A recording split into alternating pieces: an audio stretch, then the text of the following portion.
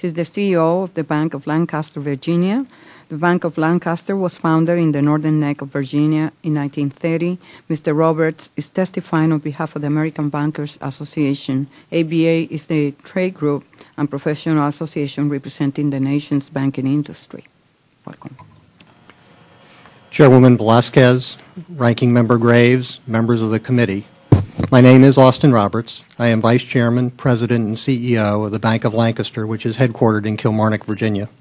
I'm pleased to be here today on behalf of the ABA. Small businesses, including banks, are certainly suffering from the severe economic recession. This is not the first recession faced by banks. Many banks have survived the ups and downs of the economy. Mine has survived those for the last 80 years. In fact, most banks have been in their communities for decades and intend to continue to be there for decades. We are not alone, however. In fact, there are more than 2,500 banks, 31% of the banking industry, that have been in business for more than a century. 5,000 banks have served their communities for more than half a century.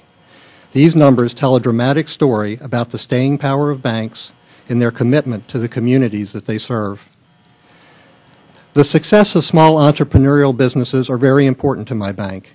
My bank's focus, and those of my fellow bankers throughout the country, is on developing and maintaining long-term relationships with these and other customers. In this severe economic environment, it is only natural for businesses and individuals to be more cautious. Businesses are reevaluating their credit needs, and as a result, loan demand is also declining. Banks, too, are being prudent in underwriting, and our regulators are demanding it. In fact, in some cases, overly restrictive rules and examinations are hampering banks' ability to make new loans. While a great deal of attention is rightfully being paid to the administration's regulatory proposal, I would like to share with you other issues that banks like mine are facing. First, the most important threat is the very high premiums being paid by banks to the FDIC. For example, my bank paid $75,000 in premiums in 2008. This year we will pay $550,000 in premiums, with the possibility of it even going to $700,000. There is no question that the industry fully backs the financial health of the FDIC, but such large expenses have a very strong dampening effect on bank lending. ABA has detailed options in a letter to FDIC Chairman Baer that meet the funding needs without creating a financial burden on banks that could reduce bank lending and hurt the economic recovery.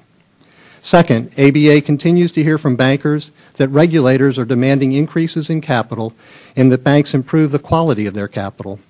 With capital markets still largely unavailable, especially for community banks, the only course of action in the short run is to reduce lending in order to improve the bank's capital-to-asset ratio.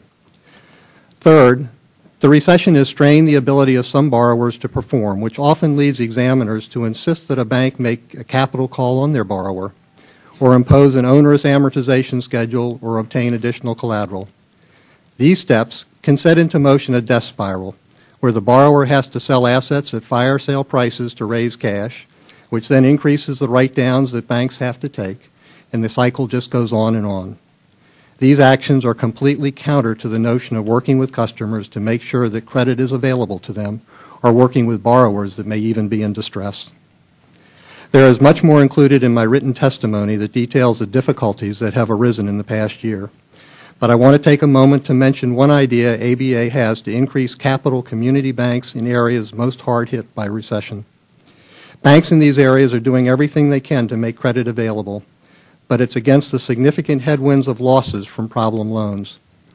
The idea, which the ABA shared in a letter to Secretary Geithner 2 days ago, would be to modify the Treasury's existing capital assistance program to help well-managed, viable community banks access capital. These banks would match any investment the Treasury makes with private equity. In this way, a relatively small sum of money, say $5 billion invested by Treasury, matched by $5 billion in private equity, would bring all small banks' capitals to levels significantly higher than regulators require to be well capitalized. Having additional capital will provide a cushion for these banks to meet the credit needs of their communities rather than reducing lending to meet regulatory capital requirements. I want to thank you for the opportunity to present these views on the challenges ahead for banks that serve small businesses, and I would be happy to answer any questions. Thank you, Mr. Rowe.